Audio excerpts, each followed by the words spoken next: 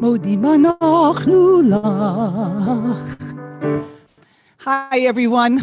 I've been so excited to see you this evening from the Jewish Voice, from Temple Beth of Miami, Florida. I have an incredible guest on tonight. He's going to be a lot of fun, and we're going to learn so much. He's really, in many ways, new to me. Not so much his music, but we've really never met in person, and we're meeting over Zoom for the first time. So I have a lot to share with you. And later on in the show, another one of his good friends is going to come on and hang out with us, Susan Linder. She's my sidekick. And of course, I've got the incredible Andrea Levine in the background, making everything tick-tock. So let me introduce you to this great artist I'm bringing on tonight. His name is Saul Kay. He's a blues artist, born in South Africa. I think right now, he can correct me in a minute, but I think he's living in San Francisco. He's a pioneer of Jewish blues, international touring artist. Like his great-grandfather, who blazed a trail from Russia to South Africa to trade cattle between warring African tribes, Saul has brought together the sounds and the struggle of African slaves in this country with the history of the Jewish slavery experience.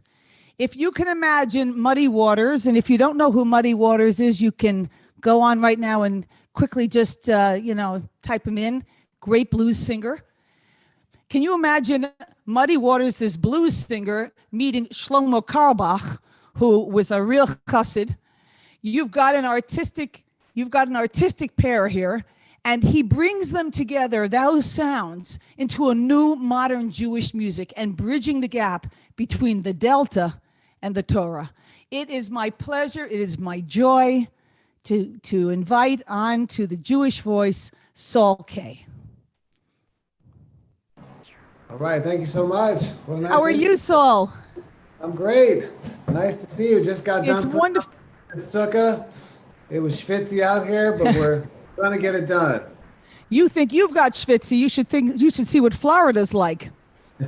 It's like soup being poured on your head. It's so humid.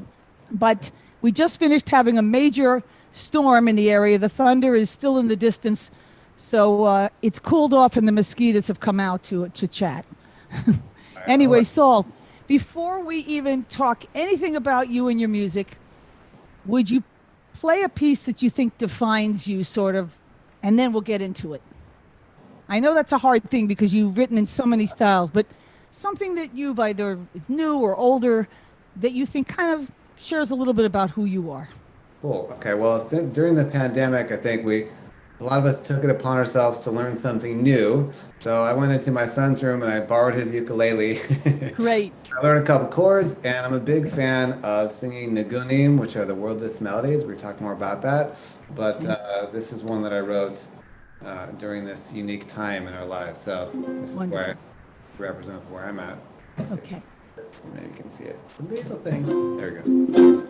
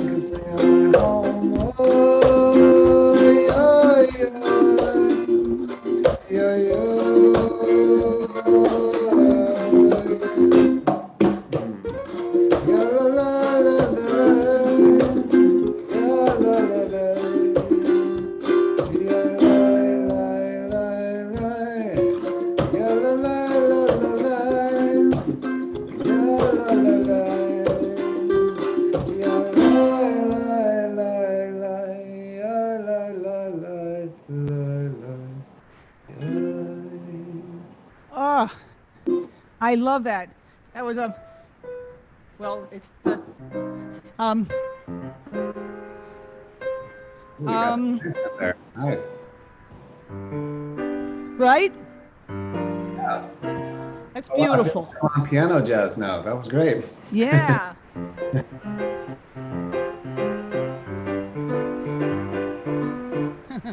That Nice. was that was wonderful.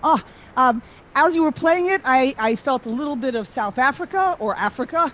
I felt a little bit of the Hasidim in you, the Jewish flavor. But let's wind all the way back and tell me a little bit about where you grew up and what you experienced as a Jewish young man. Well, so I was born in South Africa. Mm-hmm. I was a little picky. That's an Afrikaans word for a little kid. Mm-hmm.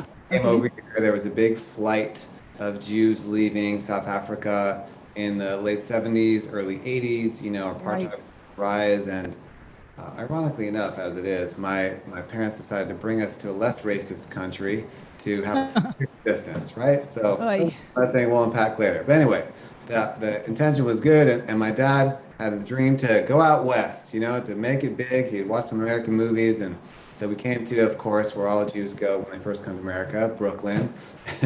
And we were out there for a little while, and then we ended up in the Central Valley of California, and which actually has a pretty similar climate to Israel. A lot of fruit, it's kind of fruit capital of California. Yes, it's dry.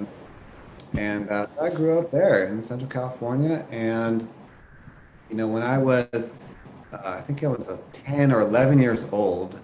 I don't know if some of you on this show will be old enough to remember those. It was like BMG music cassette. You buy like one and you get 16, which you end up paying $100 for cassettes. But anyway, Right. it seemed like a deal at the time, right? So you get the cassette. So I got all these cassettes.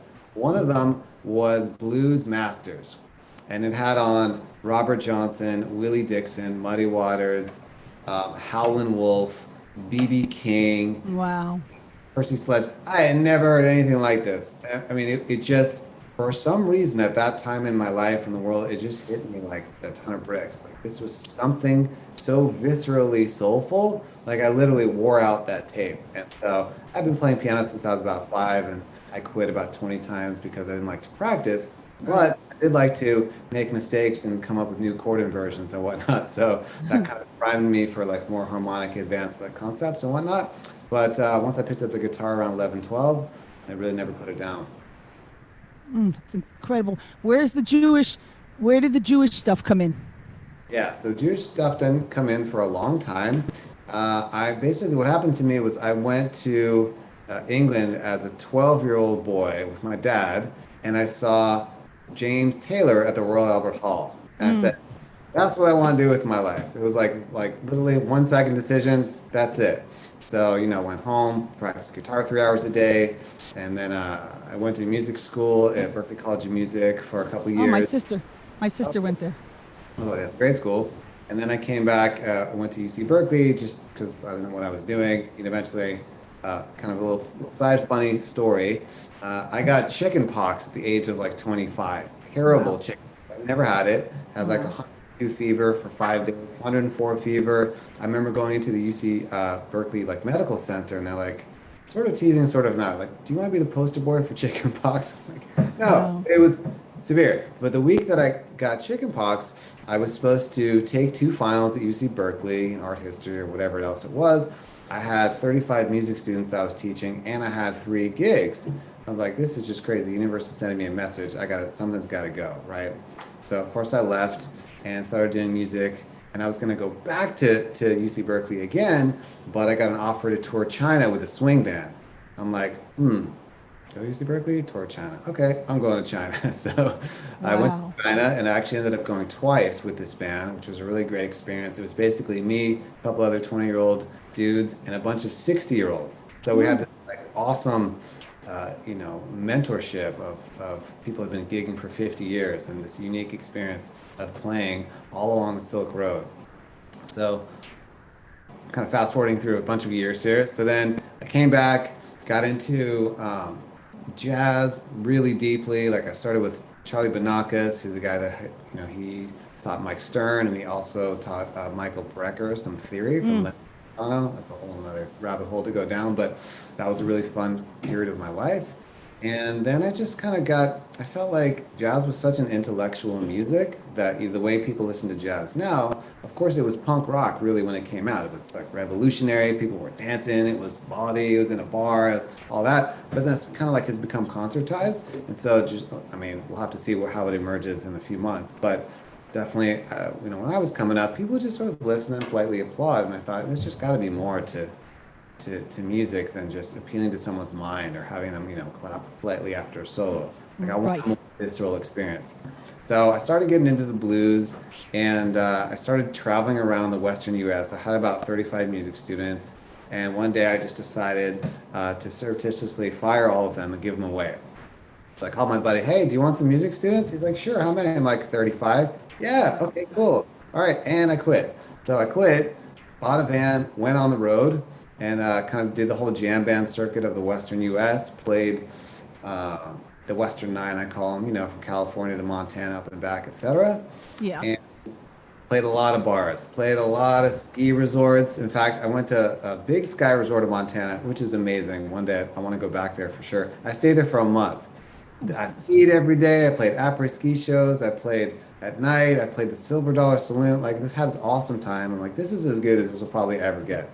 And so then I came back and I was playing California, and I was actually playing at this blues club in Sacramento, a pretty famous club. It's called the Torch Club. It's been there since the 30s. It's got like pictures of boxers all along the wall, like it's a really old wooden bar. It like smells like a bar. It's kind of a tough place. And I was playing there every week.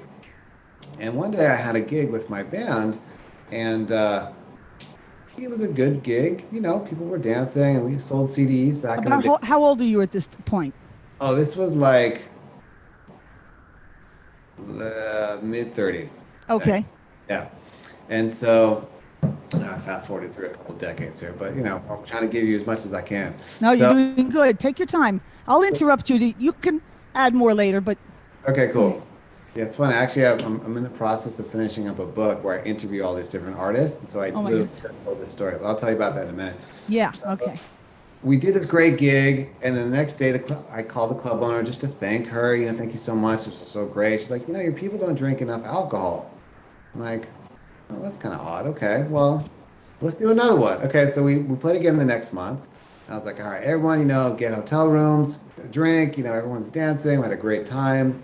And I called her the next day. She said, your people don't drink enough. And I just said, that's not why I do music. And I hung up. And it was like, Wow. a moment I was like, you know what? I didn't spend 10,000 hours practicing, all these years touring just to sell booze in a bar to people. Like, there's got to be a higher purpose for my music. Yeah.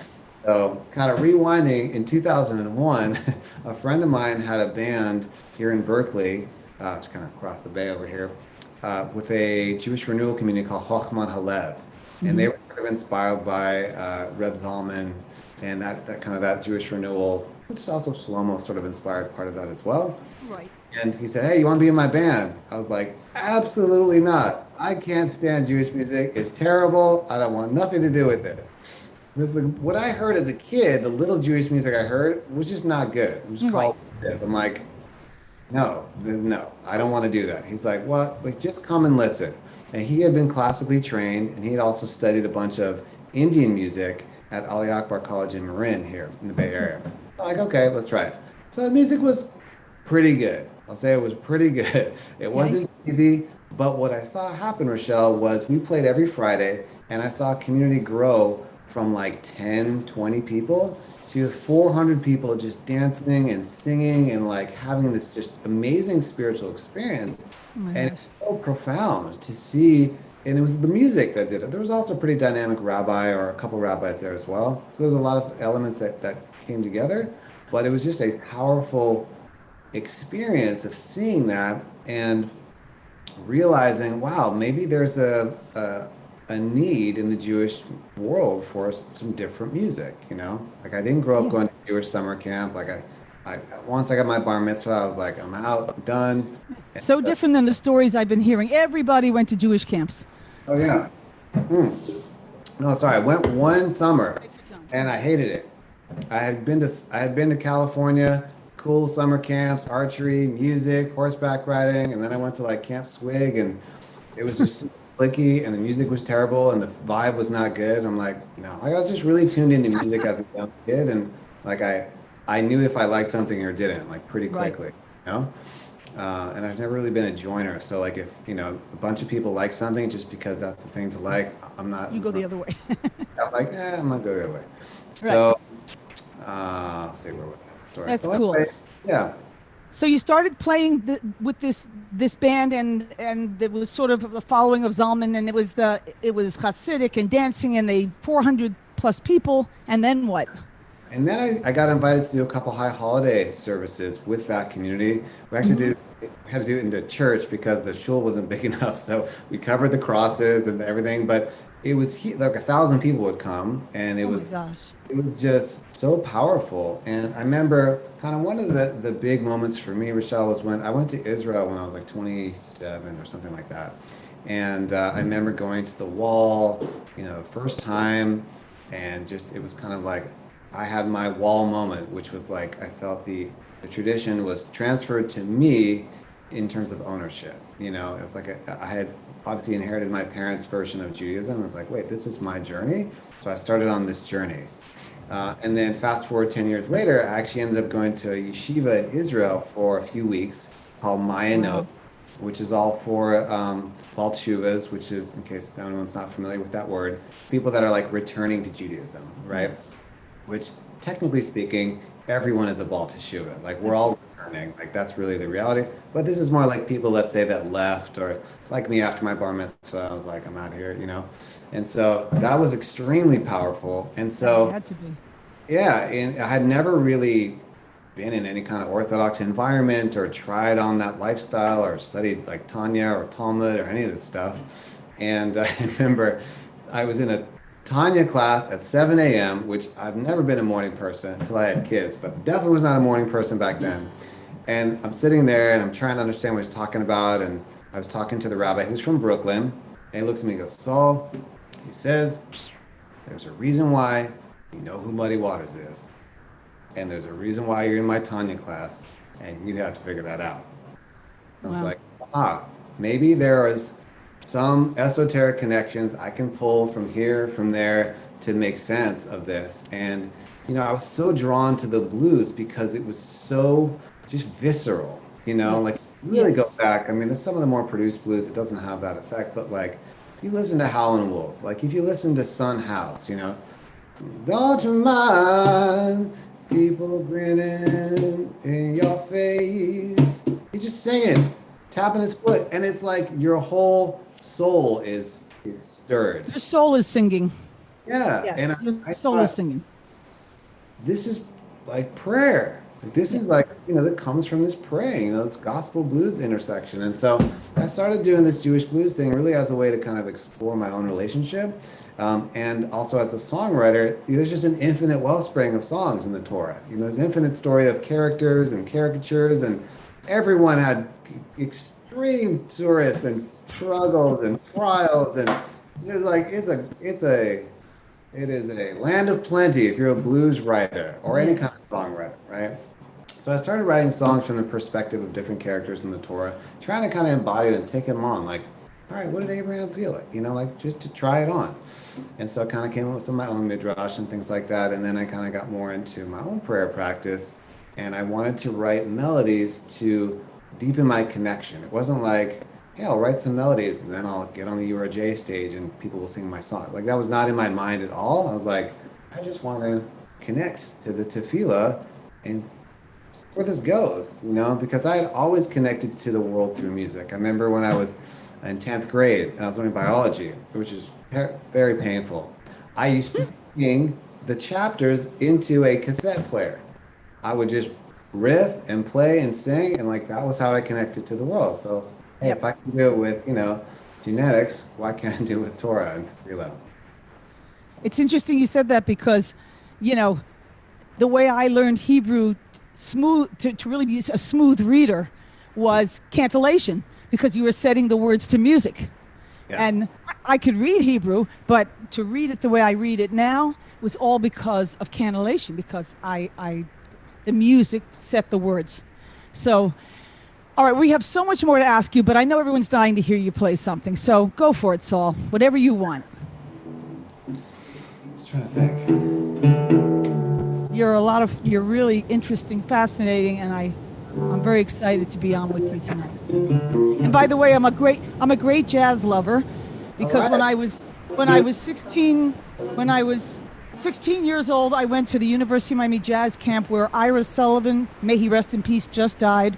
Was one of the great jazz players of the century, and he taught me, and I actually would go every.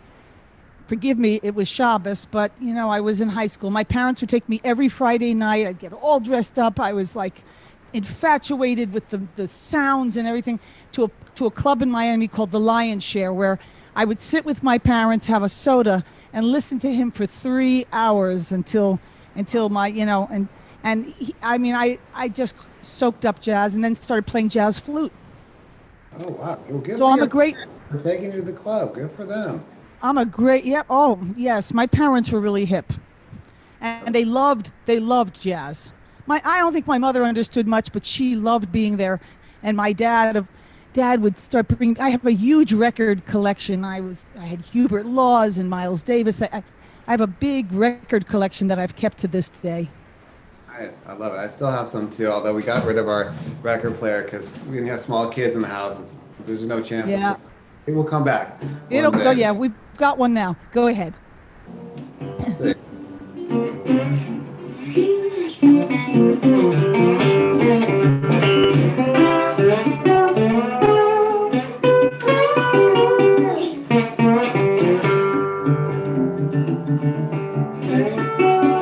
Okay, so this song is actually from a concept in Tanya. Tanya was a book written by the Alter Rebbe many years ago, and in it he talks about really there's two forces that we have in us. There's the Yetzer HaTov, Yetzer Hara. Yetzer HaTov draws us toward good things, and Yetzer Hara draws us the other direction, and we all struggle with it. Sometimes even just in our mind, and this is the battle of the Benoni, right? The middle person. That's not like total tzaddik, and that's not a total wicked. It's the middle person, and basically all of us, right? So in American Indian folklore, they talk about we have two wolves inside of us, right? And the one that grows is the one you feed. So this one's called Two Wolves. I was just looking. I'll tell you another story about it later. All right.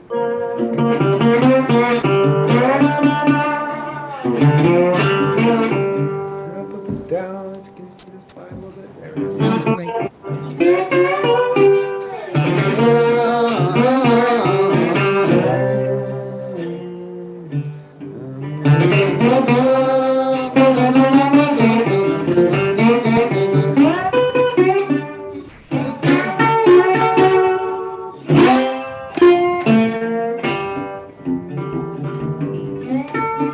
There are two wolves inside of me. One tries to tell me and the other one believes. There are two wolves up inside of me. So be careful now, 'cause you never know which one you'll be. Said meet the good wolf, Yetzer HaTov. He's faithful and obeys. He's always so well behaved. You can bet your last dollar that he will never stray. Sometimes I wake up so hungry, I can't eat, I can't sleep. The bad wolf kept me up all night. Now my eyes are red and glazed in the morning light. 'Cause there are two wolves inside of me. So one tries to tell me and the other one believes. There are two wolves, yeah, up inside of me. So be careful now, 'cause I'm not Benoni.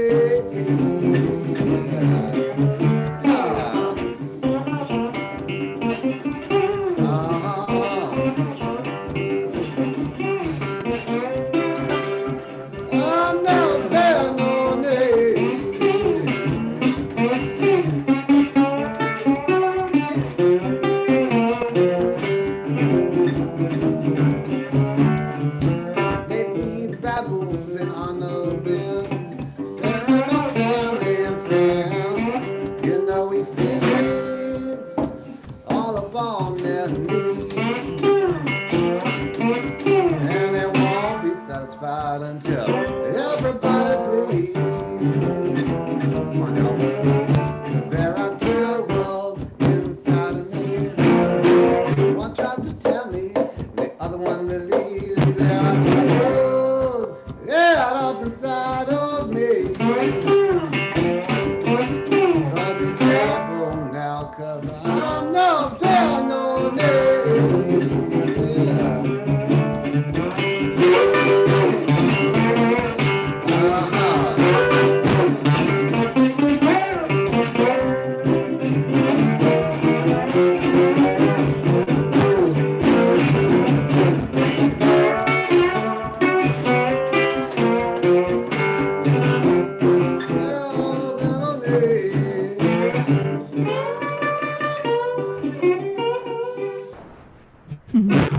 Fantastic. That, it's a, I'm admiring your guitar. What kind of a guitar is that? This is a resonator guitar. It's made by a national company. It's actually out of Barbara, but the company's about 100 years old. And Beautiful. the tricone resonator, basically, it was made in the 20s and 30s to keep up with the big bands because there was no amplification, right? So it had to be like super Right. loud. And then Right. all the band and the street musicians picked them up and started using them too. Wow, what a gorgeous instrument. I've never seen one. Yes. It's really beautiful. All right, so you were going to start to talk to me a little bit about a book that you're writing.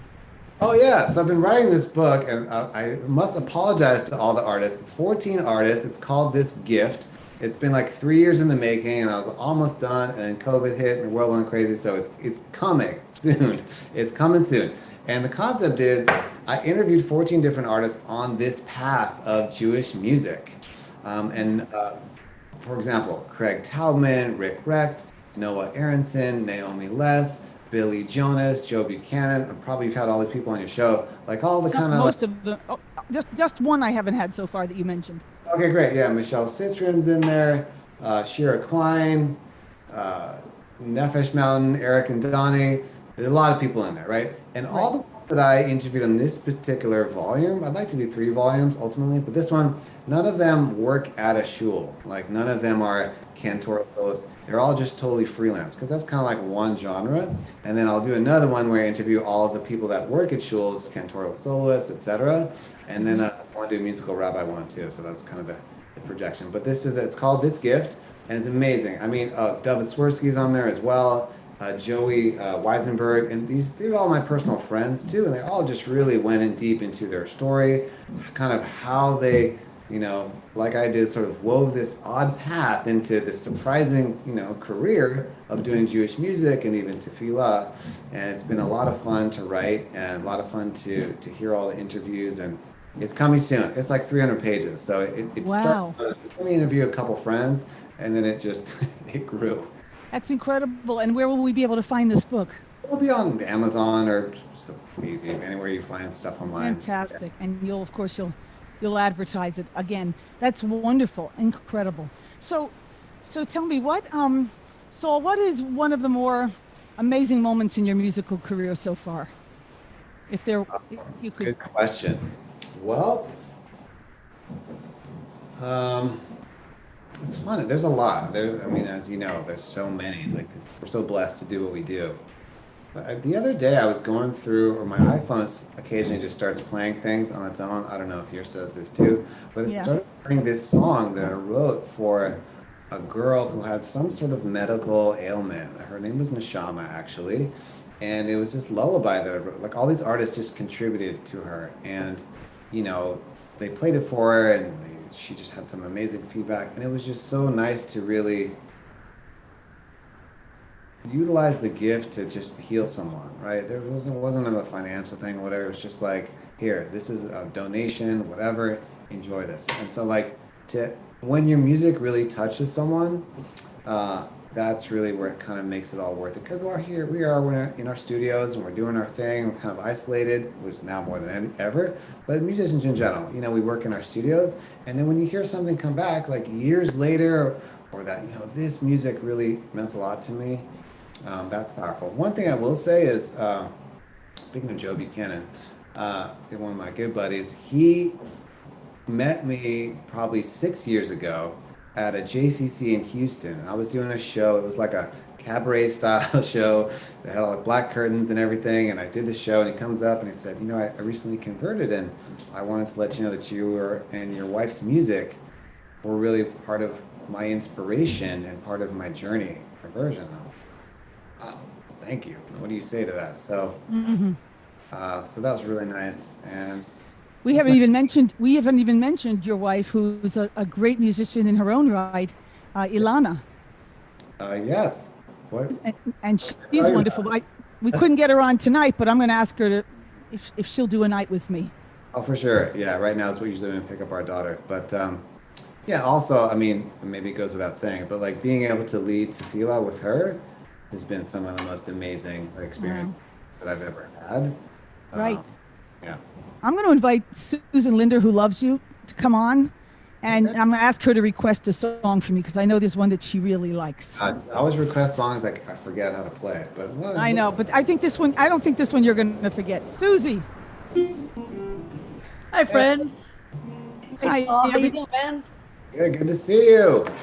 Yeah. It's nice So to see you, too. How's Susan, you California? have a song. California's on fire. What can I I know. say?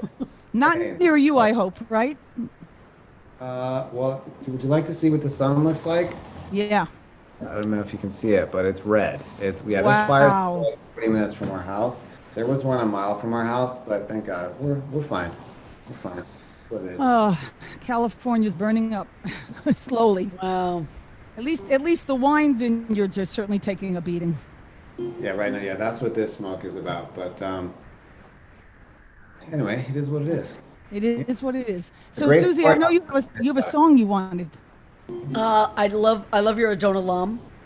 Oh, I love okay. your Shema Lullaby. Oh. Yeah, let me just find the right tuning. All right. So how I learned how to play acoustic guitar, Rochelle, was I would sit there and I would just detune my guitar as like kind of like a meditation. It would take 45 minutes, and I would find a tuning, and I would just play. Really?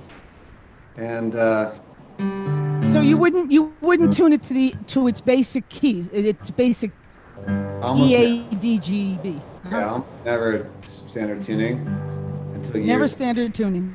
I started playing electric. Then I was like, oh, this is look great. Let me stick it.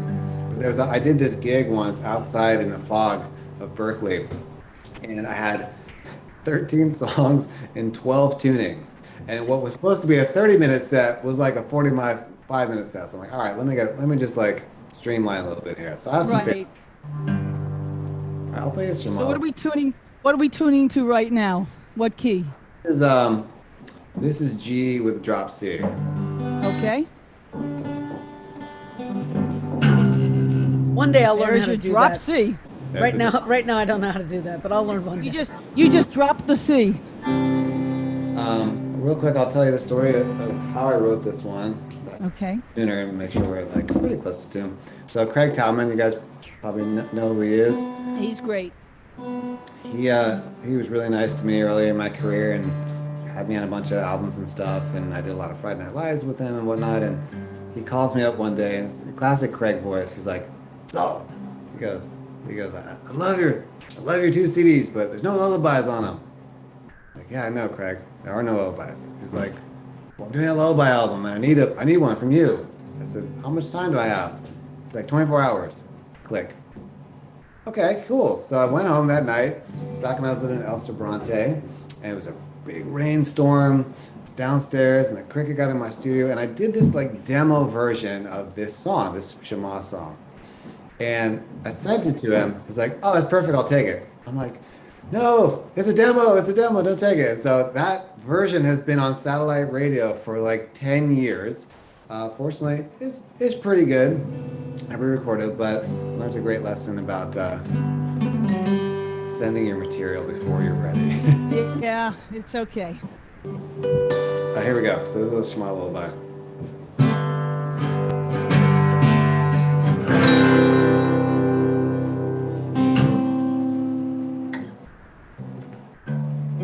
Here we go.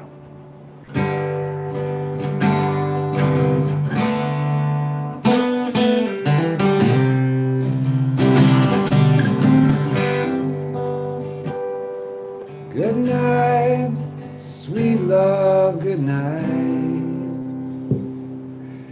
Listen as the rain falls down. Crickets whisper the end of a long day.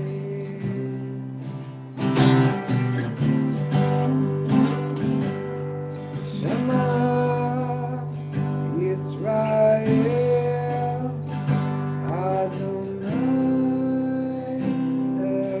Eloheinu Adonai Echad.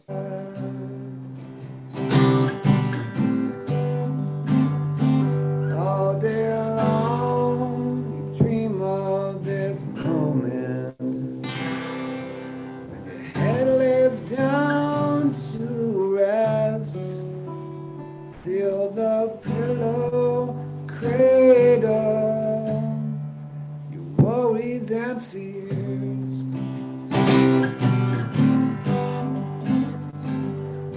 Shema Yisrael Adonai Eloheinu Adonai Echad.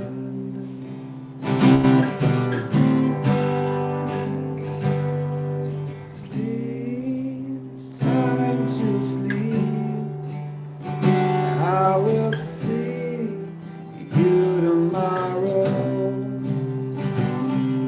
To dream, it's time to dream of your future blessing.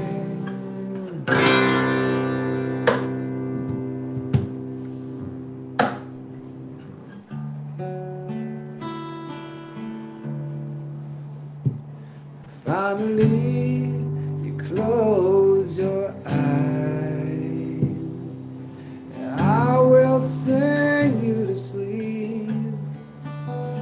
Here's my favorite lullaby.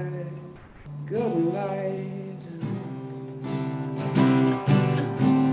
All the angels sing Shema Yisrael Adonai Eloheinu Adonai Echad.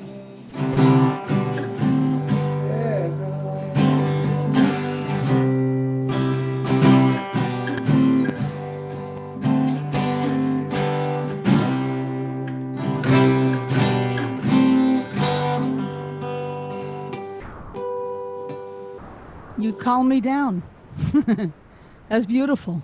Beautifully done. So Saul, tell me, what have you been doing since COVID? Well, what were you doing before COVID? Were you traveling a lot and entertaining a lot? Yeah, well, I feel like I've been on Zoom for about 7 months straight. Yeah. Did a little Brady Bunch square. Yep. Yeah, I was doing about, I would say 80 to 100 shows slash services a year. Wow. And since we have small kids, I used to travel like 200 dates a year, but I want to be home a lot and be home with them on Shabbat for sure. And so now I should say I was traveling about once a month. I would do like an artist in residence and come out to the community and whatnot. Since then, I've been doing a lot of things on Zoom. Right. Spent a lot of times with my kids. We have the whole Zoom school thing as well. But been nice actually. Took some time off, which was, Yes. I mean, kind of forced time off, but it was good. I think it's refreshing for when you've been doing it for so long. It's easy to just take it for granted. Especially we have it so good in the Jewish music world as artists and as shliach tziborim. I don't know if that's the correct word, whatever. It works. That it's easy to take it for granted. When you come from where I come from, slugging it out in bars and nightclubs and whatever, That's a rough life. I don't take this for granted for a second. So it's good to take time off. And also, Ilona and I took some time off from playing together because, her shul kind of shut down and was on Zoom and whatnot. And then just recently we did a slichot thing together, which was just felt so good. It was like, oh, yes. Okay. Yeah, my audience probably doesn't really know Ilana, your wife, who's a wonderful artist in her own right. And as I said, I'm hoping I'll have her on another time, and maybe you'll even come on and do something with her.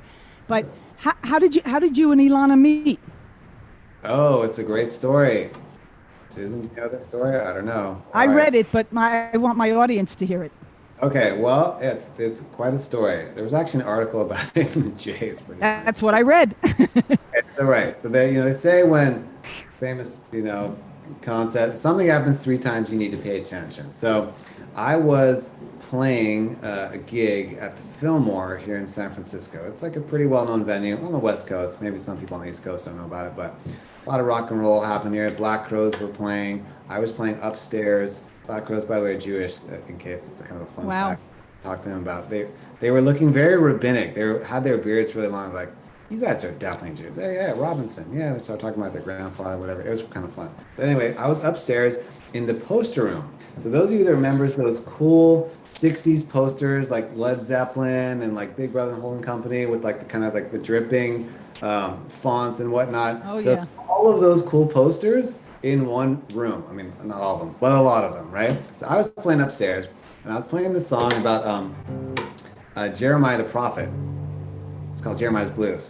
And so this guy comes and sits right in front of me. He's wearing a leather jacket and glasses. Looks like a Jewish guy, but who knows, right? San Francisco, you never know. Could just be a hipster, right? So he's sitting there like looking right at me. I mean, a little uncomfortably close. And I finish, and this whole thing is like, that was amazing. I'm like, oh, thank you. He's like, no, you don't understand. That was amazing. Like, that was pretty good. I'm like, security? He's like, no. I'm a teacher at the Jewish high school, and I'm teaching about Jeremiah the prophet.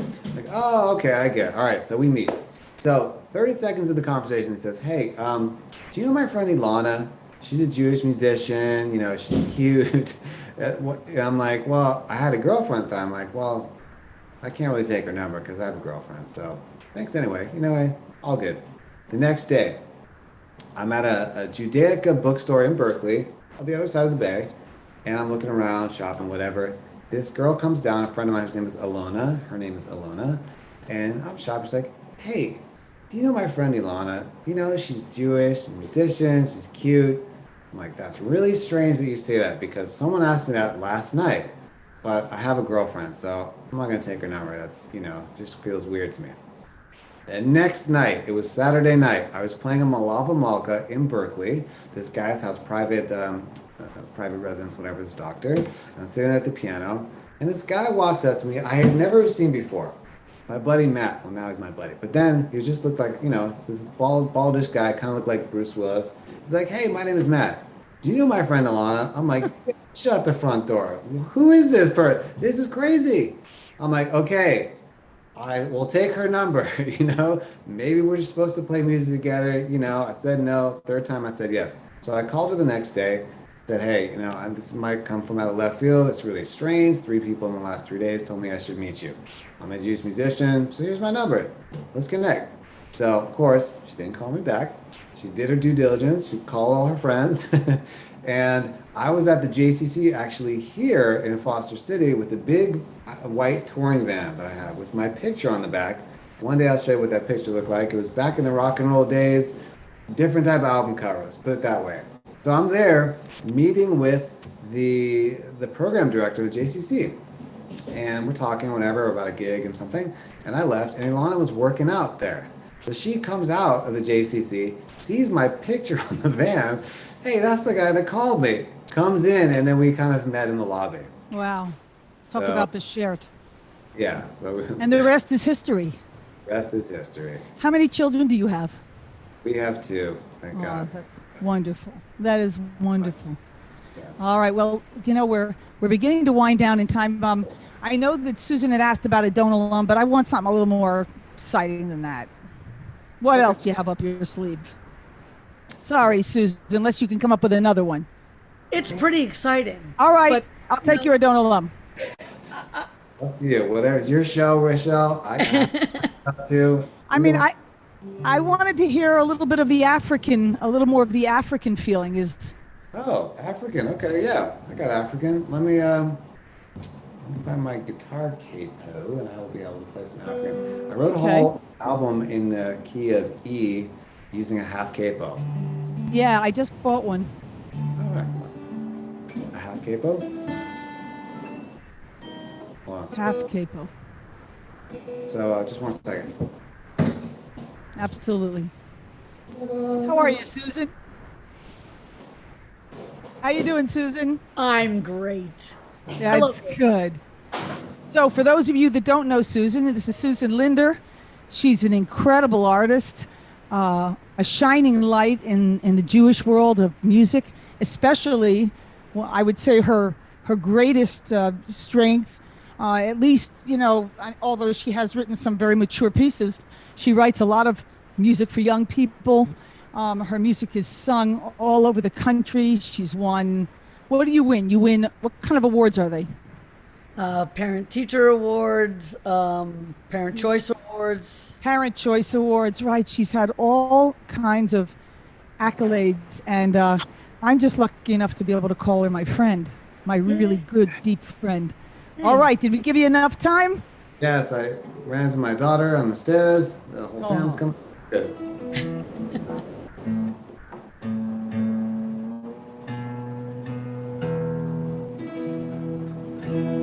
Okay, so real quick story behind this song. Cantor Mike Stein in LA, Woodland Hills. Okay. Super talented guy. If you don't know him, definitely. He has an amazing story. Okay. He had me.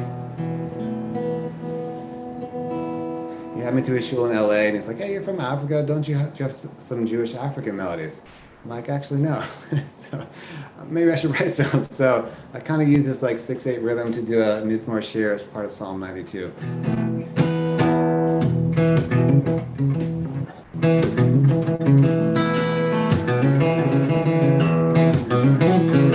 Mizmor, Mizmor Shir, Mizmor Shir LeYom HaShabbat. Mizmor, Mizmor Shir, Mizmor Shir LeYom HaShabbat. Tov lehodol Adonai uzamer, L'shimcha elyon. Tov lehodol Adonai uzamer, L'shimcha elyon.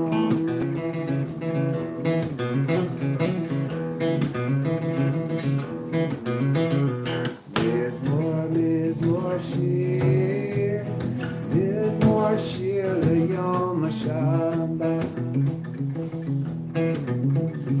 Mizmor, Mizmor Shir, Mizmor Shir LeYom HaShabbat.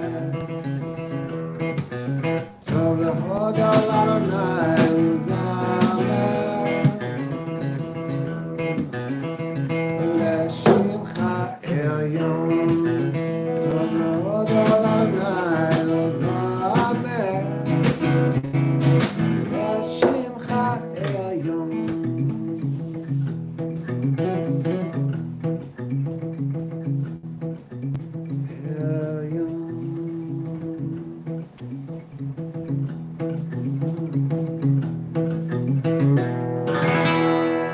Beautiful. Your mixed tempos, your mixed rhythms, is that have a lot to do with your African style of what you picked up? I mean, Or yes, is that and I also just listen to a lot of world music, yeah. uh, and a lot of odd time signature music. Uh, Yes. a lot of people like growing up in America don't, like No, everything is very 4/4. yeah, so like I listened to a lot of 6/8 stuff. I kind of grew up before jazz, there was like progressive rock, like you Yes. had Gentle Giant, which is like, hey, let's play a bar in 15, 16, and then 7/8 and 3/4, and it's not civilian music at all, but Right. like all of those different rhythms kind of got in one way or the other, and I think it's just good. Just incredible. You have been so much of a joy to have on tonight. Um, I started this show, The Jewish Voice, of course, during the beginning of COVID, as a way of finally getting out of my cave and getting to really talk one-on-one with all the great artists. And there is a a plethora of incredible Jewish artists in the country, and you are certainly one of them. You're way, way up there, and your talent is wonderful. Your ability is incredible, and I feel really honored to have you on the program. So, Thank you so much. It's an honor to be here and contribute. thank you. Do you want to sing us out with one more closing song? Um, Or have you had enough? I don't want to overtax you. good. Give us something really crazy to end with. Yeah, for sure. There's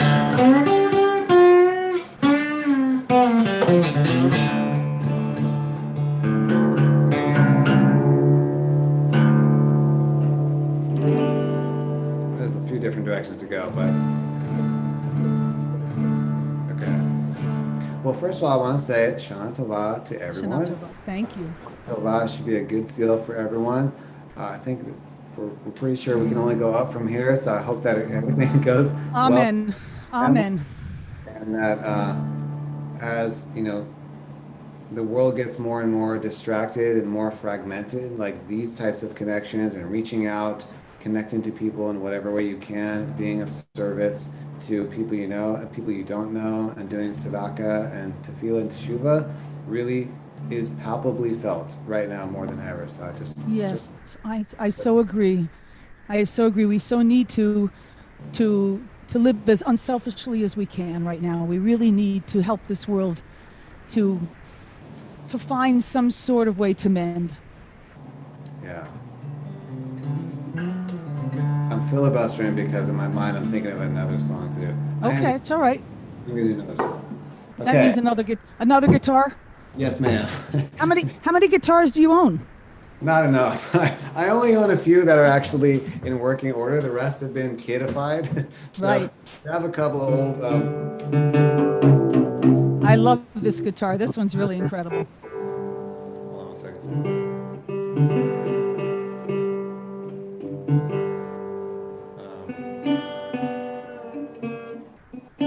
Okay, so I'll play this. So one of my big inspirations as a kid was Ray Charles.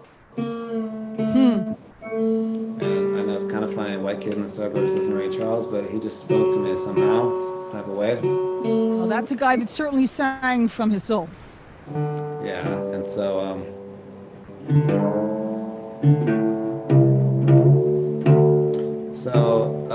it's political just to even say the word America right now. I know. That being said, my family brought me here because they believed that we could do better. And I actually believe we can do better. I believe we can. And I believe America can still be an incredible place for everyone to coexist. Yes. So in that light, I'll sing 2 verses from a 6-verse song. Most of the verses no one's ever heard. They're very, very old, but some of them you might remember. Oh, beautiful, for heroes proved in liberated strife, who more than self their country loved, mercy more than life. Talking about America, America. May God thy soul refine. Tears of distress bring nobleness, and every race divine. Oh, beautiful, for spacious skies, for amber waves of grain, for purple mountain majesties of the fruited plain. I'm talking about America, sweet America. God done shed her grace on thee, and crown thy from sea to shining sea.